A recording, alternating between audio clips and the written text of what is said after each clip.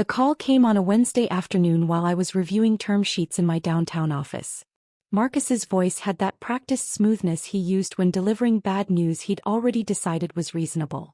"Look, Emma, I'm calling about the engagement party Saturday. Sarah and I have been talking and we think it's best if you sit this one out." I leaned back in my chair watching the city skyline through floor-to-ceiling windows. "I see. Her family, they're heavy hitters in the venture capital world. Kleiner Perkins, Sequoia connections. Her father sits on 3 boards. You understand how appearances matter in these circles."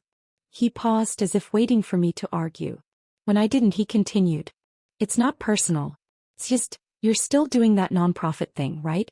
The coding classes for underprivileged kids." "Something like that," I said quietly. "Right.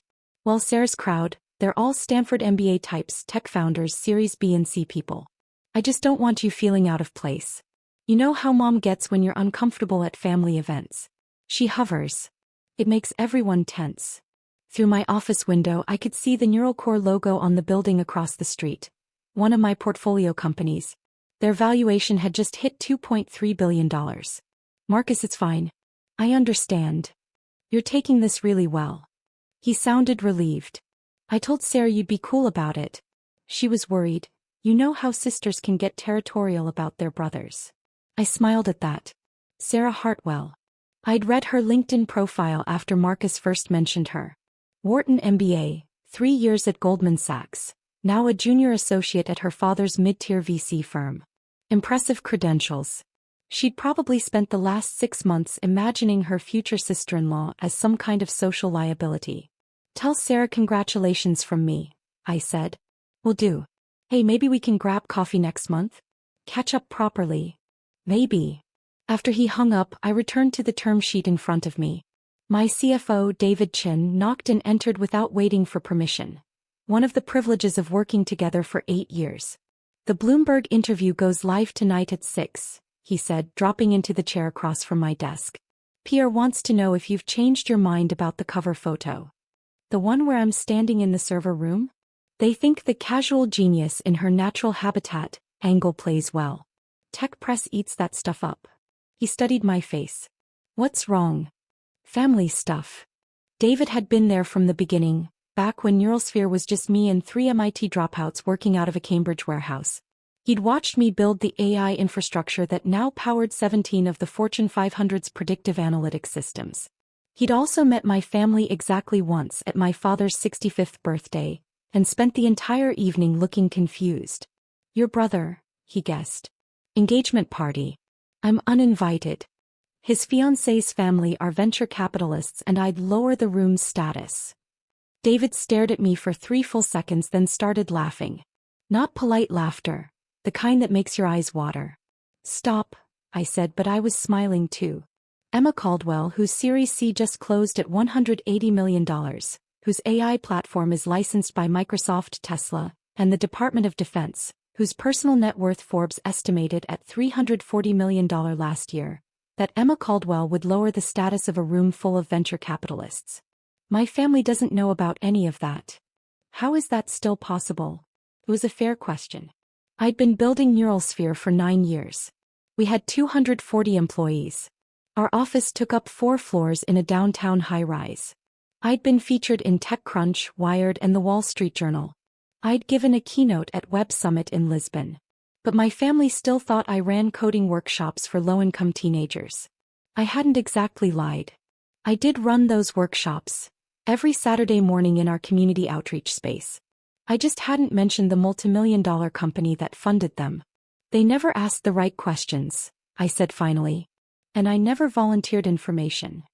The decision to keep Neuralsphere separate from my family had been deliberate. Growing up, success in the Caldwell household meant one thing. Marcus. Marcus the high school valedictorian. Marcus the Princeton graduate. Marcus the corporate lawyer at a white shoe firm pulling in $400,000 a year. When Marcus bought a BMW, Dad called everyone he knew. When Marcus made junior partner, Mom threw a dinner party for 40 people. When I dropped out of MIT 3 months before graduation to launch a startup, Dad stopped returning my calls for 6 months. "You're throwing away a guaranteed future for a fantasy," he'd said the last time we spoke about it. 90% of startups fail, Emma. You're not special enough to beat those odds. So I'd stopped talking about NeuralSphere. I showed up to family dinners in jeans and an old hoodie. I drove my paid-off Honda Civic.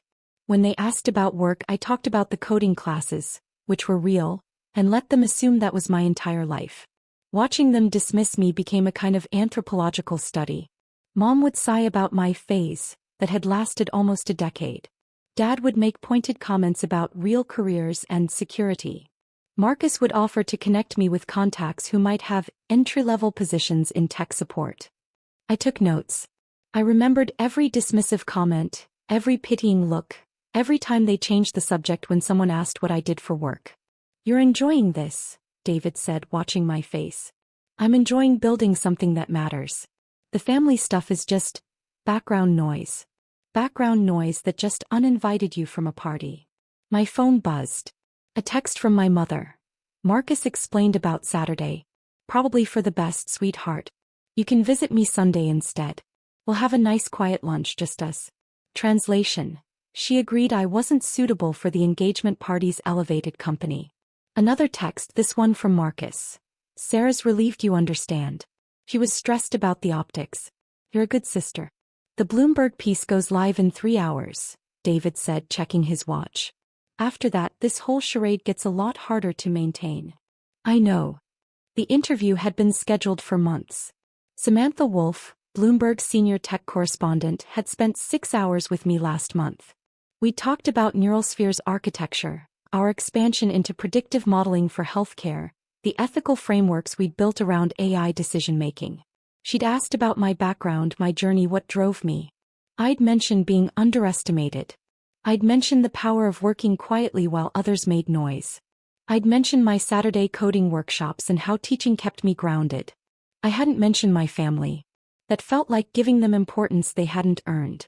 "When they find out," David said carefully, "it's going to be ugly." "Probably. You could warn them. Give Marcus a heads up before Saturday." I considered it. Picked up my phone, pulled up Marcus's contact, then set it down again. "No," I said. "They made their assessment of my worth. Let them stand by it." David left to handle the pre-publication communications plan. I returned to work, clearing my schedule for the inevitable chaos that would follow the Bloomberg release. At 6 p.m. my phone started buzzing. By 6:05 it was ringing continuously. The article was magnificent. Samantha had positioned me as exactly what I was. A woman who'd built a transformational company while the tech world's attention was elsewhere. The headline read, "The Invisible Unicorn: How Emma Caldwell Built a $180 million AI Empire While Everyone Was Looking the Other Way."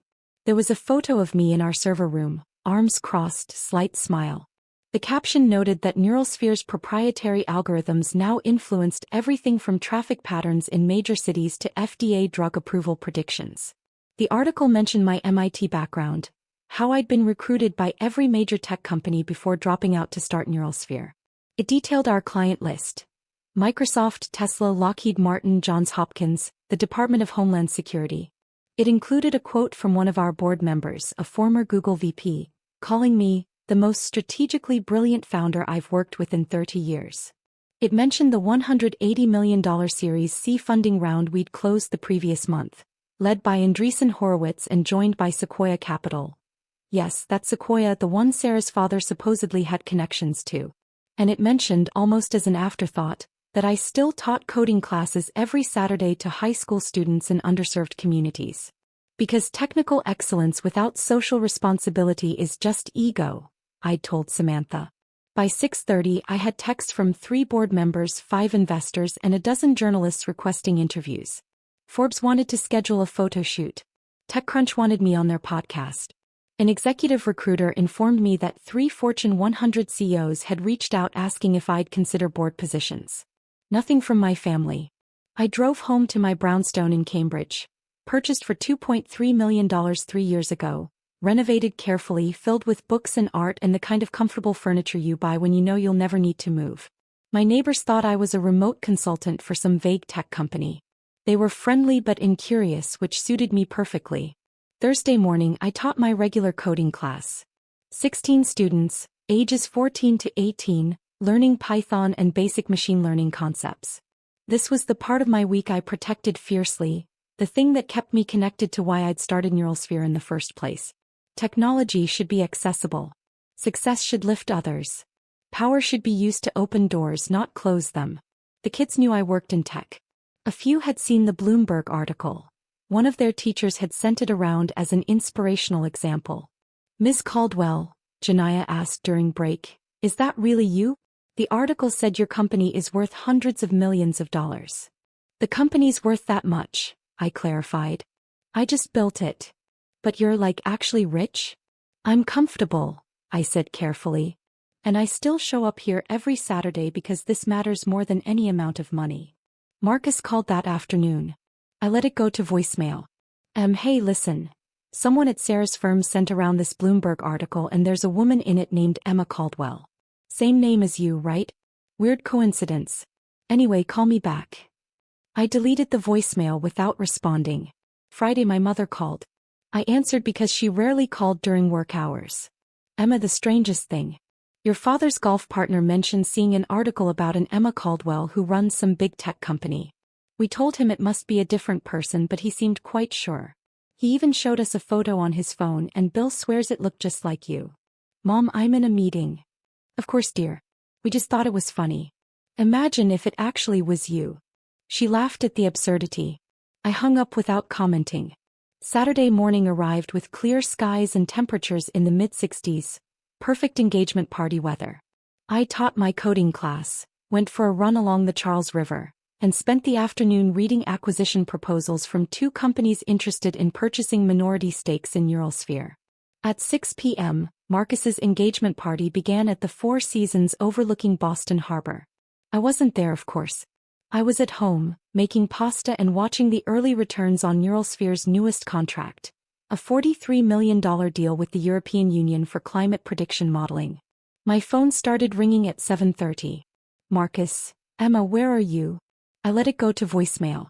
Text from Marcus. "People here are asking about you. Sarah's father knows about Neuralsphere. He wants to meet you. This is insane." Text from Mom. "Emma Jean Caldwell, Marcus says there are investors at this party who want to talk to you about your company." "What company? Call me immediately." Text from Dad. "I'm hearing things that don't make sense. Call your mother." I poured a glass of wine and reviewed the latest performance metrics from our healthcare division. Revenue was up 34% quarter-over-quarter. Our predictive model for ICU patient deterioration had just been adopted by 6 additional hospital systems. The texts escalated. "Marcus, Sarah's father is asking why you're not here. He says Sequoia was part of your Series C. Sequoia, Emma. He's on their advisory board. He wants to know why his future sister-in-law didn't tell him she's running a major AI company." "Mom, Paul Hartwell just told me you're worth $300 million. This is absurd. Please call and clear this up." "Marcus, everyone here has read the Bloomberg article. Sarah is mortified. Her father keeps asking why we didn't tell him about you. I didn't know about you. What the hell, Em?" I finished my pasta, cleaned the kitchen, opened my laptop to do some weekend work. At 8:45 my doorbell rang. Through the security camera, I saw Marcus standing on my front steps in his engagement party suit, tie loosened, expression somewhere between fury and panic. I opened the door. "You let me uninvite you," he said without preamble. You knew Sarah's father would be there. You knew Sequoia was involved in your funding. You let me tell you that you'd lower the room's status." "You did tell me that," I confirmed. "The entire party is talking about you. Paul Hartwell spent 20 minutes telling everyone how Sequoia fought to get into your Series C. He showed people the Forbes estimate of your net worth. He said you've revolutionized predictive AI. Sarah's uncle is on Microsoft's board. He says your platform is mission-critical for their enterprise division." I leaned against the doorframe. And you let me exclude you from my engagement party because I thought you were too unsuccessful to be there." "I didn't let you do anything, Marcus. You made that decision based on your assessment of my value. I just didn't correct your math." His face cycled through several expressions before landing on outrage. "This is cruel. You deliberately embarrassed me. I wasn't at your party. How did I embarrass you?" "By not telling me." By letting everyone think I didn't know my own sister runs a Fortune 500 adjacent company. Paul Hartwell asked Sarah why she didn't leverage the family connection when approaching Sequoia. She had no idea what he meant. Do you know how that looks? It looks like you made assumptions without facts. It looks like you valued your fiancé's family connections more than your actual family. It looks like you decided I was worthless without ever asking what I was worth. That's not fair. You told me my presence would be awkward. That I'd lower the status of the room. That Sarah's family were heavy hitters and I was. What was the implication? A charity case. An embarrassment. Marcus opened his mouth then closed it. He had, after all, said exactly that. You could have told me years ago, he said finally, his voice quieter. Why didn't you? Because 9 years ago when I dropped out of MIT to start this company, Dad said I wasn't special enough to beat the startup odds. When I tried to talk about my work, Mom changed the subject. When I achieved something, no one asked for details. You offered to get me entry-level tech support positions, Marcus. For 8 years, you've been offering me entry-level positions while I was building a company that now employs 240 people. We didn't know. You didn't ask. There's a difference. I straightened. I teach coding to teenagers every Saturday morning. You all knew that. Did any of you ever ask where I taught? Who funded it? How a nonprofit could afford a 4,000 square foot space in Cambridge? Did you ask why Bloomberg wanted to interview me? Why Forbes kept calling? He said nothing. You saw what you wanted to see. I wasn't hiding. I was watching. I was taking notes on every dismissive comment, every pitying look, every time you assumed I was failing because I wasn't performing success the way you expected. That's... He struggled for words. That's calculated. Yes. It was. I smiled slightly. You taught me something valuable, Marcus. You taught me that people reveal their true values when they think there's no consequence for it. You showed me exactly how you measure worth. You made it very clear where I ranked in your hierarchy. Jesus, Emma. He dragged a hand through his hair. Mom's having a breakdown. Dad's on the phone with his golf partner trying to get details. Sarah's father wants to have dinner with you next week. He's talking about investment opportunities. Sarah's been crying in the bathroom for 30 minutes. Her uncle keeps asking how we could not know. This is a disaster. For you, I observed. Not for me. What do you want? An apology? Fine. I'm sorry. I'm sorry I didn't know. I'm sorry I didn't ask. I'm sorry I uninvited you. Is that enough? I considered the question seriously. Thought about 9 years of dismissed accomplishments. Thought about Dad telling me I wasn't special enough. Thought about Mom's patient sighs over my phase. Thought about Marcus's offers of entry-level positions and his relief when I agreed not to attend his engagement party. The apology is a start, I said. But it doesn't undo the assessment. You thought I was worthless enough to exclude from your celebration. That belief shaped your decision. The fact that you were wrong about my net worth doesn't change what you believed about my worth as a person. That's not... He stopped. I never thought you were worthless. You thought I was embarrassing. Awkward. Low status. Someone who would drag down the room's caliber. I shook my head. Those were your words, Marcus. You said my presence would be problematic around venture capitalists. Turns out venture capitalists are pretty comfortable around someone who just closed a $180 million Series C. His phone buzzed. He glanced at it, grimaced. Sarah wants to know if you'll come to the party now. Her father wants to introduce you to some people. No. Emma. I wasn't suitable for the party when you thought I was a failed MIT dropout teaching coding classes. I'm not suddenly suitable now that you've learned I'm worth something in dollars. My value didn't change. Your perception did. That's your problem, not mine. So what, you're just going to cut us off? Never speak to the family again? I'll speak to you when you say something worth hearing.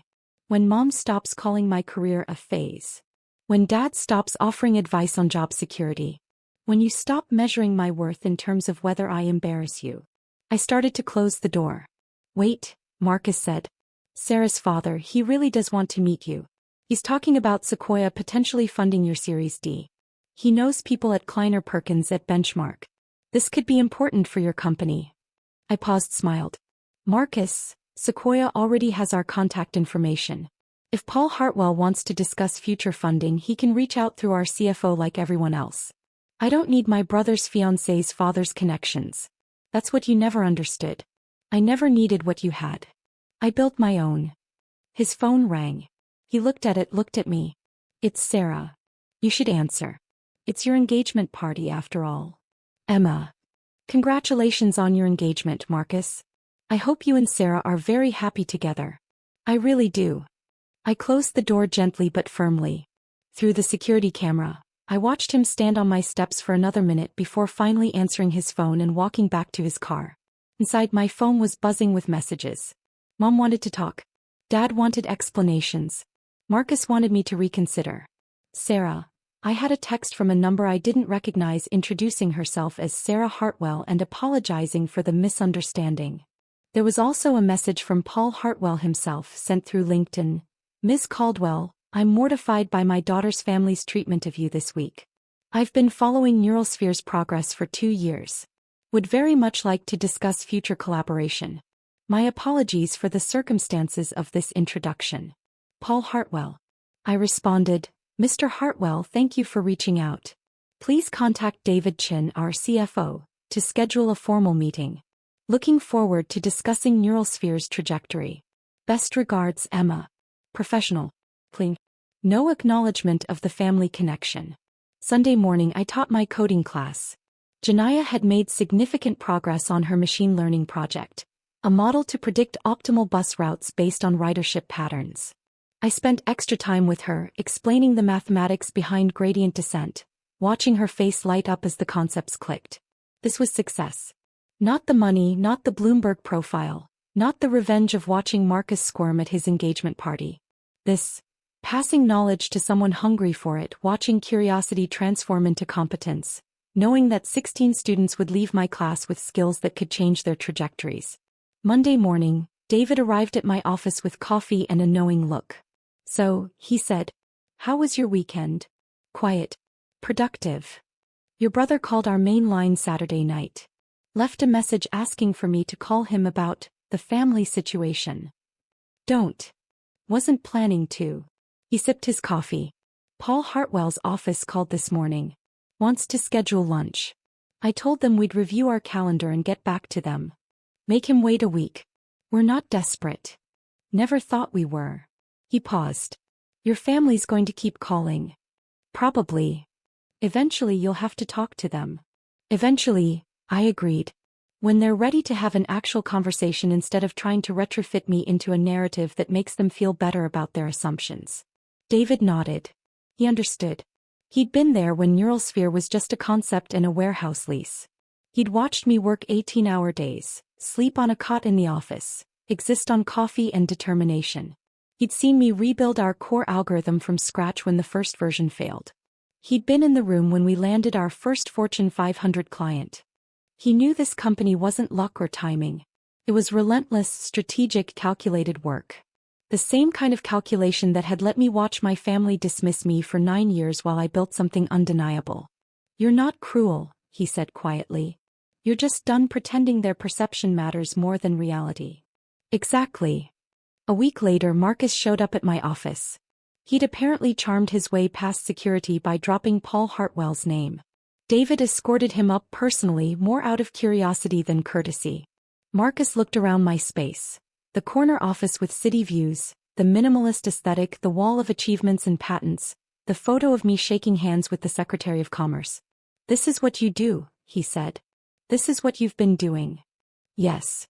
You really teach coding classes every Saturday? Every single Saturday for 7 years. Same kids, watching them grow. 3 of my former students are now studying computer science at MIT. 2 are at Stanford. 1 just got accepted to the Google internship program. He absorbed that. I owe you a better apology than the one I gave at your door. Probably. I'm trying to understand why you let it go on so long. Why you didn't just tell us. I leaned back in my chair. 9 years ago, I needed to know who would believe in me when I had nothing but potential. Who would support the work, not just the outcome. I got my answer. That's harsh. That's honest. I met his eyes.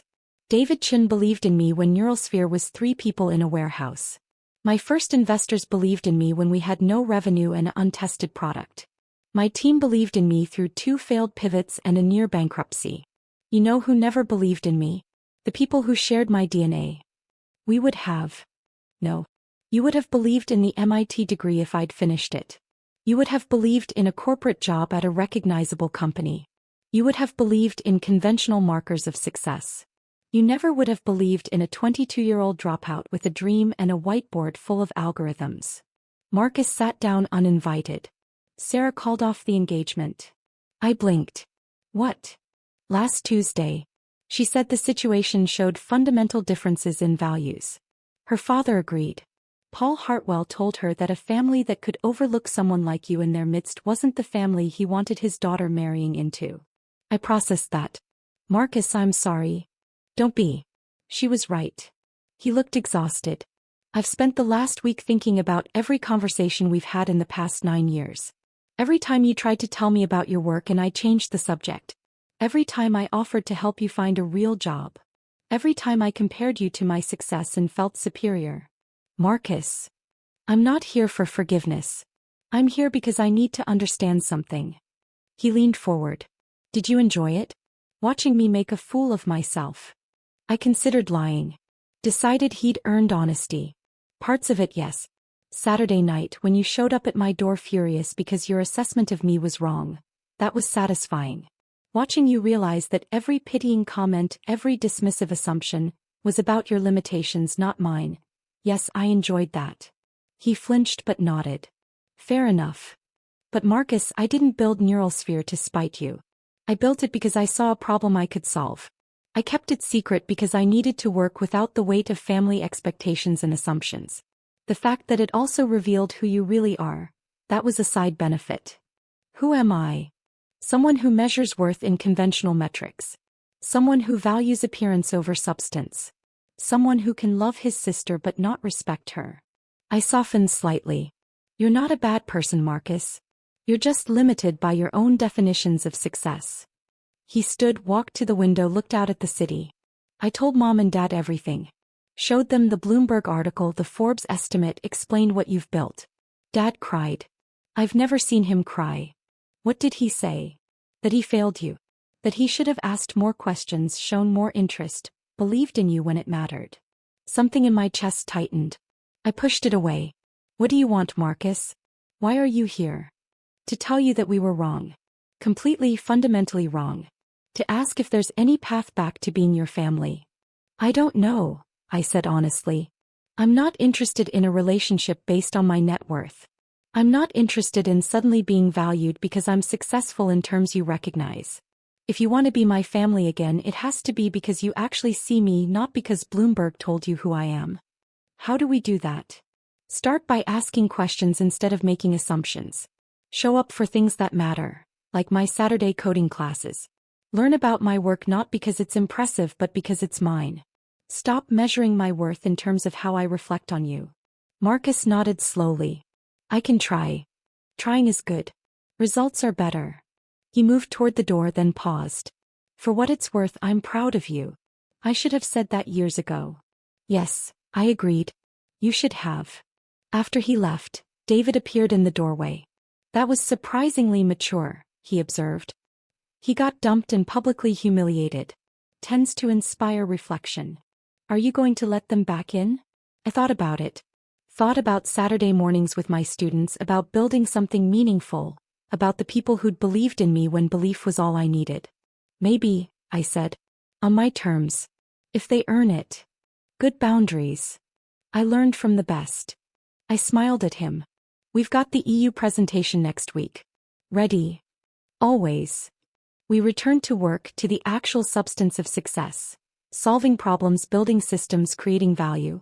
The family drama was background noise again, as it should be. 3 months later, my parents attended one of my Saturday coding classes. They sat in the back, watching quietly as I helped Janaya debug her neural network implementation. Afterward, Dad shook hands with every student, asked about their projects, listened to their dreams. You're good at this, he said to me as we walked to the parking lot. I know. He stopped walking. I need to say something I should have said 9 years ago. I was wrong.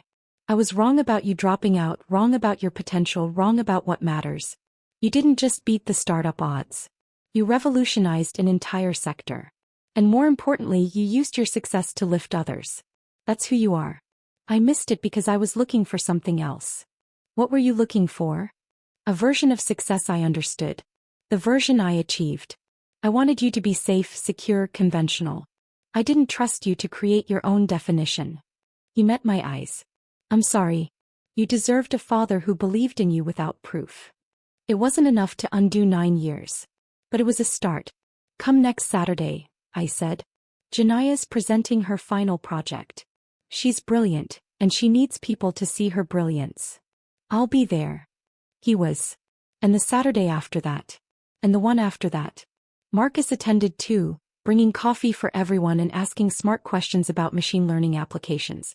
He was genuinely trying to understand the work rather than the outcome. Mom took longer. She struggled with reframing her understanding of who I was. But she showed up eventually, baking cookies for the students, learning their names, watching with wonder as they coded solutions to problems she couldn't understand. 6 months after the engagement party, Paul Hartwell and I finalized a strategic partnership between Neuralsphere and a consortium of firms including Sequoia. Not because of family connections but because our technology aligned with their portfolio needs. Sarah sent me a LinkedIn message. I hope you know my father didn't end things because of your net worth. He ended things because he saw how my family treated you when they thought you were unsuccessful. He taught me that character shows most clearly in how we treat people we think can't help us. I'm sorry for my part in that situation. I hope your family has learned what he tried to teach me. I responded, thank you for the apology. I hope you find someone whose family deserves you. She deserved that. Whatever her flaws, she'd been willing to learn. A year after Bloomberg published the profile, Forbes invited me to speak at their Under 30 Summit. They wanted me to talk about building success while being systematically underestimated. I stood on that stage and told the truth. My family thought I was a failure for almost a decade. They measured my worth by their standards and found me wanting. And that was the greatest gift they could have given me. Because it forced me to define success for myself. Not in terms of their approval or recognition, but in terms of impact and purpose. I paused, looked out at hundreds of young founders and entrepreneurs. You will be underestimated. People will mistake your quiet work for lack of ambition. They'll confuse your unconventional path with failure. Let them. Build anyway. Create value, solve problems, lift others. Success isn't about proving people wrong. It's about building something so undeniable that their opinions become irrelevant. The audience stood. Not because I was worth $340 million, but because I'd said something true. Afterward, my family waited backstage. Dad hugged me fiercely. Mom cried. Marcus said, I'm learning. Still learning, but I'm trying. I know, I said. I see you trying. That counts. We went to dinner at a small Italian place where nobody cared about net worth or Bloomberg profiles. We talked about Janaya's acceptance to MIT, about Marcus's new job at a nonprofit law clinic, about Mom's volunteer work with literacy programs. We talked about the work, not the outcome. The purpose, not the profit. It wasn't perfect. Some wounds take longer to heal than others. But it was honest, and that mattered more than any amount of money or recognition. Late that night, back in my brownstone, I sat at my desk and looked at the framed photo on my wall. Me and my first 16 coding students 7 years ago, all of us grinning like we'd discovered something precious. That photo wasn't worth $180 million. But it was worth infinitely more than my family's belated approval. I'd built something meaningful while they weren't looking. And in the end, that was its own perfect revenge.